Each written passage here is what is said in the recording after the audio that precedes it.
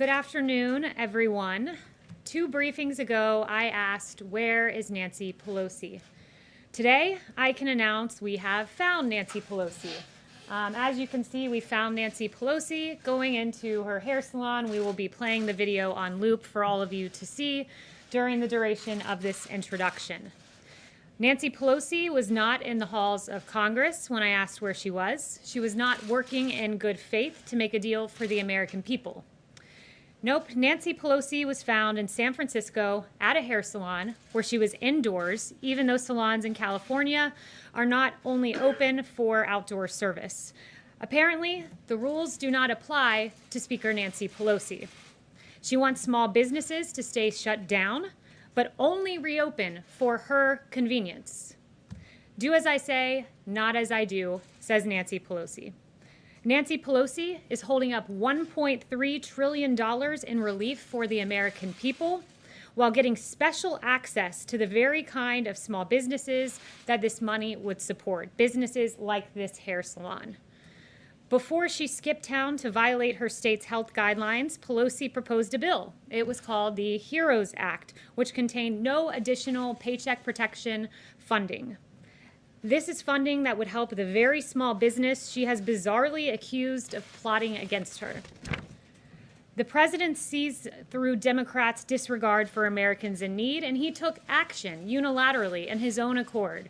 He provided relief from evictions, he provided unemployment insurance, he paused student loan payments, and he cut the payroll tax, putting money in the American people's pockets.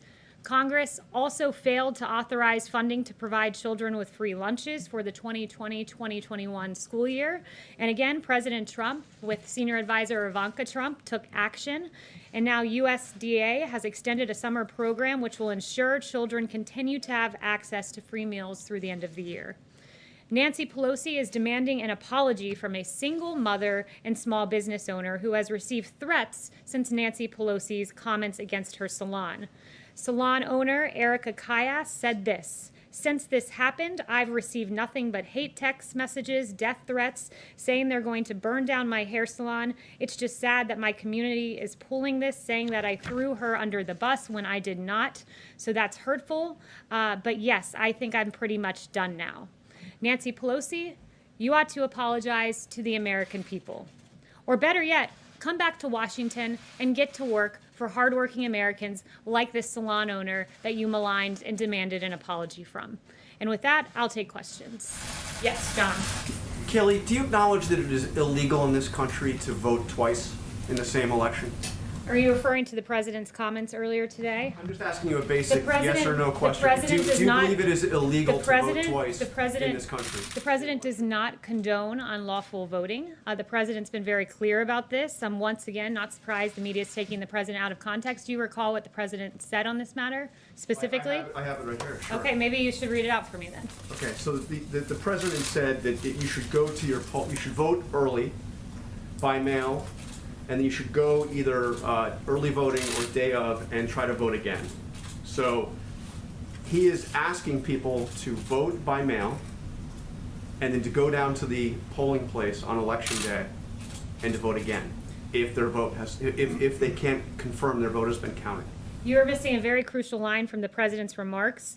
If it is not tabulated, meaning your mail-in vote, then you will be able to vote in person. If it is not tabulated. Kayleigh, there are at least 5 states in this country that do not count any mail-in votes until election day.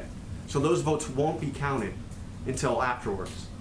So there's no way to know whether or not their vote is. There's a very simple answer, and this is how it works. First, a lot of states have what are called electronic poll books. And what this means is that in real time, this is updated. So if your vote is counted, they check the electronic poll book, and you will not be able to vote in person because your vote has been counted.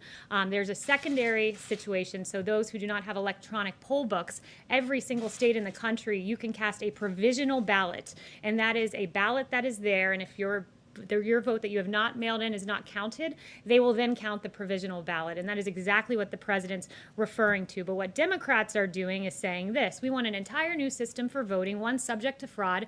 Don't take it from me, take it from Jimmy Carter, who said in 2005, as part of a bipartisan commission, absentee ballots remain the largest source of potential voter fraud. So what Democrats want you to do is say, trust us, but don't verify. Don't verify that your vote's been counted. This president's trying to enfranchise Americans, which is exactly what he's been saying. He wants every American to have a vote because he understands what Jimmy Carter understood and what so many of us understood until the president started putting the focus on mail-in voting, and that was this, that it is subject to fraud. Every vote should count, and every American should verify that their vote is counted by going to their polling location. What do you say to the executive director of the North Carolina Board of Electors who says that this would create a big problem on election day? What I would say is that the president has laid it out very clearly. You should verify your vote. And not only that, I would point them to the fact that in 2016, before we tried this entire new system of mass mail-out voting, 319,000 votes were not counted that were cast by mail. 319,000 in an election that came down really to 80,000 votes in Pennsylvania, Wisconsin, and Michigan. That's untenable, and hundreds of thousands more will not be counted with the Democrats' fraudulent mass mail-out voting system. The president wants enfranchisement, plain and simple. John. Can I ask you a process and jurisdiction question? The president signed a memorandum last night directing federal agencies to look at funds that might be withheld to cities that do not do enough to restore law and order. By what authority does the president believe he can do that? Yeah, the president believes that what we should do, that the purpose of government is to protect life, liberty, and property. That is the purpose of the federal government, and it's imperative that the federal government review the use of funds by jurisdiction. So what this does, this memo, it really does three things. One, it asks federal agencies to detail all federal funds that are being provided to Seattle, Portland, New York City, and Washington, D.C. Secondly, within 14 days, the Attorney General will develop a list of anarchist jurisdictions of lawlessness zones that are permitting violence and destruction of property. And then within 30 days, the White House Budget Director will issue guidance to the heads of agencies on restricting eligibility of or otherwise disfavoring to the maximum extent possible by law anarchist jurisdictions in the receipt of federal grants. And South Carolina v. Dole did note that you can withhold funding so long as it pertains to the federal program pertains to what you're trying to incentivize. So we believe here, when you look at New York, a 177% increase in shootings, in Seattle, where there was a lawless chop zone where 2 died, in Portland, where you've seen 140 officers injured. This is a dereliction of duty. And if the states will not act in their police power and secure their streets, this president will use every lawful mechanism available to him to try to supplement their failures. And in some cases, that's meant federal officers in Minneapolis and Kenosha, where we've been invited. This is yet another attempt to make sure no more children like Legend Taliaferro die on our streets. These are congressionally appropriated funds. I expect that you would expect there to be immediate legal action taken. Letitia James, the Attorney General for the state of New York, warned a few minutes ago that if you try to withhold any funds, she will immediately slap you with a lawsuit. Well, she's free to do that. We believe that what we will do will be lawful within the bounds of the law, and we encourage states to act and cities to act in the way that Kenosha and Minneapolis did, although be it delayed a little bit there, they finally stepped up and asked for federal support, and they got it because too many Americans are dying on our streets, too many businesses being burned to the ground. That's not the American way by a long shot. Okay, Yes. just to follow up on that, the president, as we know, tried to withhold federal money from sanctuary cities, and he lost, as per the courts. So why isn't this also doomed to fail? I'm not going to get ahead of exactly what the final product will look like. Again, I just walked you through, there's a 14-day timeline for the DOJ, and then a 30-day timeline for Office of Management and Budget, but we believe that we are on the right here. Let me do a couple follow-ups if I can. So in May, the president said the U.S. will be designated Antifa as a terrorist organization. Yes or no? Did the president do that? What the DOJ said is that they would be looking at Antifa-related charges in the lens of domestic So to terrorism. be clear, they did not designate Antifa, though. To be clear, they will be pursuing domestic terrorism charges against Antifa individuals, anarchists who are wreaking havoc across our country and who, the suspect, at least in Portland, killed an innocent man out in Portland just over the weekend. Right, for sure. And then but they didn't declare them a terrorist organization as they said, They as he will said they would. be pursuing domestic terror charges. In 2017, You're noting a distinction without a In difference. 2017, he threatened to withhold federal funds from UC Berkeley if they did not allow free speech. Has he done that? I'll follow up with you on that. I guess the question is, the president makes a lot of threats, knowing that he's not going to follow through or that they're not legal. So is this what he's trying to do here yet again? No, the president will follow through. His memo is exceedingly clear. We are pursuing every avenue within the federal government to take care of the American people. When you have a 1-year-old being killed in New York, when you have a little beautiful girl in Atlanta named Sequoia Turner who lost her life, yes, this federal government will do everything within our lawful power. And yes, the president is serious about this. Can I follow up with one last one if I can? On Walter Reed, the president in November said he went to Walter Reed to begin his physical. He said he was there this week. He said he was there to complete his physical. In fact, your predecessor said the same back then, that it was to begin it. So which one was it when the president went to Walter Reed? The president did his physical in 2 parts. These are very extensive when you're doing a presidential physical, and he used the 2 visits to Walter Reed to complete the physical in 2 stops. Again, the media is engaging in conspiracy theories about the president's health. No, just to be clear, Kayleigh, you said he did it in 2 stops, Yes. but he said he completed it. This week he said he was there to Yes. complete it. You're saying that's not true. So his statement this Yes, week... next I'm question. sorry, correct, I'm not Kayleigh? engaging in conspiracy theories anymore. It's not a Yes. conspiracy theory. I'm just asking if he was correct. Go I don't ahead. want to lose... Please, no, go ahead. Senator Schumer came out with a statement today saying that too much of the evidence points to the Trump administration pressuring the FDA to approve a vaccine by Election Day to boost his re-election prospects. Can you assure the American people that if a vaccine does come out before Election Day, is approved before Election Day, that it is safe and effective? And can you address his assertions that you are pressuring the FDA to come up with a vaccine before Election Day? No one is pressuring the FDA to do anything. This is, again, a bizarre theory spun up by CNN, among others. Let me note that the FDA, you had Dr. Hahn who said this: I can assure you 100% that the president has never pressured me to make a decision regarding any regulatory aspect of the FDA's work. He said that just a few months ago. It is absolutely the case. You had Secretary Azar saying this morning about the vaccine, whether it's October 15th or November 1st or November 15th, this is all about saving lives. You've had Dr. Fauci say, we in fact briefed the president today. This was a few weeks ago about this in the Oval Office. I was there for that briefing. And Dr. Fauci said there is no political pressure that I have seen at all to move quickly.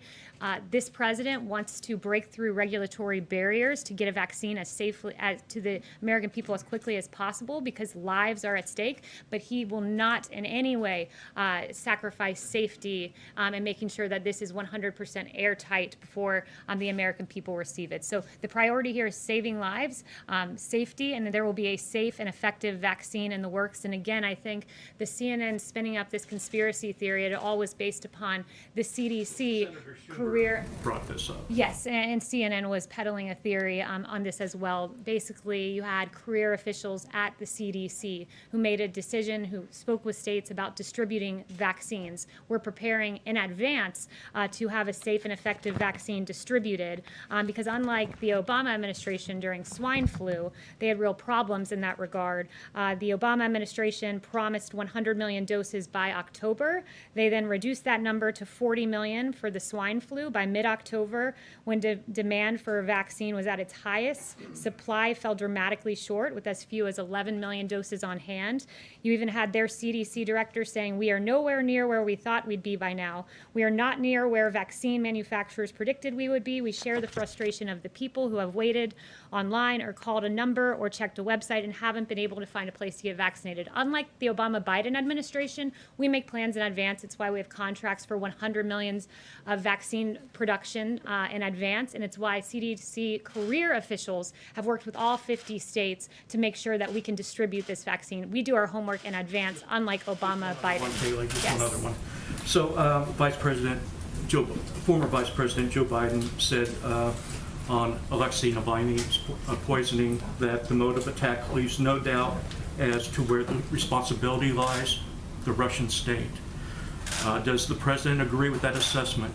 And has he made his voice known to the Russian government on this issue? So we're deeply troubled by the results released yesterday. Alexei Navalny's poisoning is completely reprehensible. Russia has used chemical nerve agents in the past, and we're working with our allies and the international community to hold those in Russia accountable wherever the evidence leads and restrict funds for their malign activities. The Russian people have a right to express their views peacefully without fear of retribution of any kind, and certainly not with chemical agents. And no one has been tougher on the Russian government than this president. Yes. Thanks, Kayleigh. On TikTok, the president said that that ban is going to take effect on September 15th if the deal is not agreed to. What will that look like? Is Google and Apple going to have to delete that app from their app stores? Are people going to have to delete it off their phones? Tell us what will happen on September 15th if there's no deal.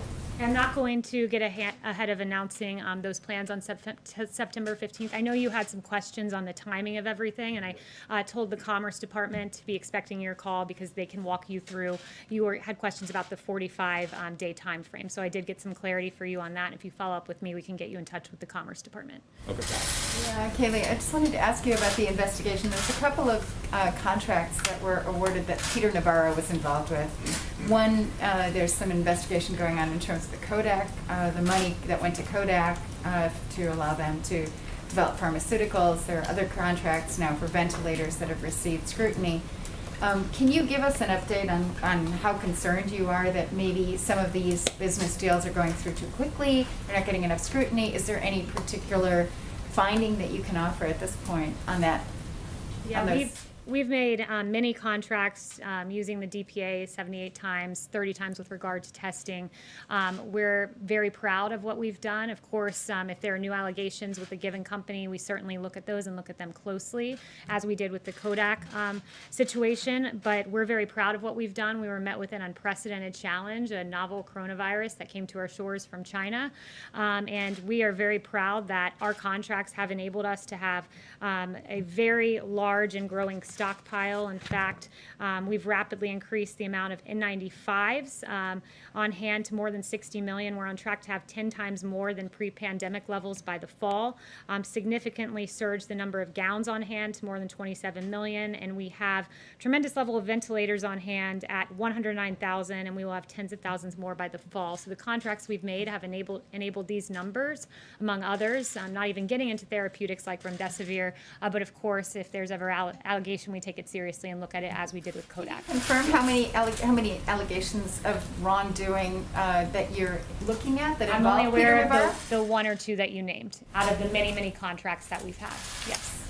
Thanks, Kayleigh. The herd immunity strategy for the pandemic has been called dangerous by some experts, and I'm wondering if President Trump has formed an opinion on this concept and if he thinks that that is an achievable goal. Yeah, the herd immunity so-called theory was something made up in the fanciful minds of the media. That was never something that was ever considered here at the White House. Here at the White House, what we've done is race to get a safe and effective vaccine in record time. If we get it by the end of the year, it will far outpace Ebola, which took 14 months to get to phase 3 clinical trial, 3 years to get to completion. This will be the fastest vaccine ever for a novel pathogen. Here at the White House, we talk about therapeutics and are very proud that we've identified, we have more than 270 clinical trials, 570 in the planning stages, and successful therapeutics that we know of like dexamethasone and remdesivir. That's what we do here at the White House. The herd immunity theory, again, was something made up in the mind of the media. On the Supreme Court, the president said that he would come out with a list of candidates by September 1st. When can we expect to see that list? You will see it soon, certainly within the next few weeks, but it will be after the Labor Day weekend. Yep. Thank you. Back on the cities, how would the president's plan to reduce funding to cities actually help protect citizens that you said was the goal of the president? Yeah, that is the goal, and what the intent is to incentivize cities to follow in the way of Kenosha and Minneapolis, who, when they were in the midst of a situation that they couldn't handle just at the local level, they requested federal assistance, and it worked. Within 24 hours, you saw a much different scene in Kenosha. Within 24 hours, a much different scene in Minneapolis. So we want states to work with us, and those two models are examples of Democrats who have done so. On the contrary, you see a much different situation in New York and Portland and DC and Seattle. And some of the factors, as noted in the memo, that will go into the lawlessness assertion are whether they forbid police from intervening, whether they've withdrawn law enforcement protection from certain areas, like we saw where a police precinct was abandoned in the lawless CHOP zone in Seattle. Those are the types of changes in behavior we want to see from cities, because protecting the citizenry should be their paramount concern. Thanks, Kayleigh. The government runs out of funding by the end of the month. Is the White House confident it can avoid another shutdown? And is the president open to including some of this COVID stimulus as part of a CR? I haven't talked to him about that, but we do believe that we'll be able to get funding to avoid a shutdown. Are negotiations underway now? Like, have you guys started talking to Congress about this yet? I'd have to talk with the chief. I haven't talked to him specifically about that, but it has been discussed internally. I know at least that, yes. Thanks, Kayleigh. Can you give us a sense, on the memo issued last night, can you give us more of a sense of the funding that would be under review? And also, why does the White House believe that this is the right time to be considering restricting funding for states? We're in the middle of a pandemic, and some are dealing with violence. Yeah, again, so first, to the first part of your question, it's undergoing a review. Part of that, step one of this memo, is for federal agencies to detail the funds being provided. So I can't give you a readout of exactly which funds are being looked at until that review is conducted. But why now? Why now? Because in New York City, you've seen a 177% increase in shootings in July. Meanwhile, you have the feckless government of Mayor de Blasio and Governor Cuomo pulling $1 billion with a B from NYPD at the same time we learned that in a 28-day period, arrests were down in New York City by 62%. The looting of 450 businesses that have been damaged. In Seattle, a lawless CHOP zone where 2 died. Now is the right time when you see numbers like this, because lives are at stake, and oftentimes the lives of innocent little babies who should be here today. If Democrat mayors got their act together, didn't cut funding from police, did start arresting people and enforce the laws. Yes. Thanks, Kayleigh. The President and Joe Biden are both going to be in Shanksville, PA, next Friday to commemorate 9/11. Have you spoken to him about appearing with the former Vice President like you did with Secretary Clinton back in 2016 up in New York? I have no details for that upcoming event, but we are intending to be in Shanksville as well. Okay, and then just one more follow-up on the cities. Again, I know it's under review. Has the President directed Director Vaught to make sure that future coronavirus aid is exempt from this memorandum? I don't see in what universe that would be connected to the issue at hand, which is ensuring lawfulness in the city. FEMA or HHS or anything like that. But again, I don't want to get into the specific funding ahead of the review process that is ongoing. Yes. Are we all set? Okay, there we go. Yep. Thank you. Facebook said earlier today that it would be removing the post where the president was talking yesterday with a local reporter about voting twice if it's not corrected and if it doesn't indicate that the president was wrong in those assertions. What do you have to say about Facebook's move on this post? You said Facebook designated a post. I missed the very first part. Right. They said that they would remove the post from those profiles who posted and do not say that the assertions of the presidents are wrong. Yeah, I haven't seen the particular post you're referring to, but the president is crystal clear here that he only, again, to read that part of his quote, if your vote isn't tabulated, then you'll be able to vote in person. This is about verifying that every vote is counted, because we know voters are disenfranchised. Just in the 2020 presidential primary, for instance, there were 100,000 ballots rejected in California, mail-in ballots in New York. 1 in 5, think about that. 1 in 5 mail-in ballots were rejected, a total of 84,000 ballots rejected in New York City alone. And we know the thin margins by which elections are decided. And we also know that, as research has shown, young Black and Hispanic voters are more likely to have their mail-in ballots rejected. That's according to a Washington Post article. So the president wants enfranchisement, not disenfranchisement. That's his goal with the comments that he made yesterday. If I may ask another one on immigration, please. Okay.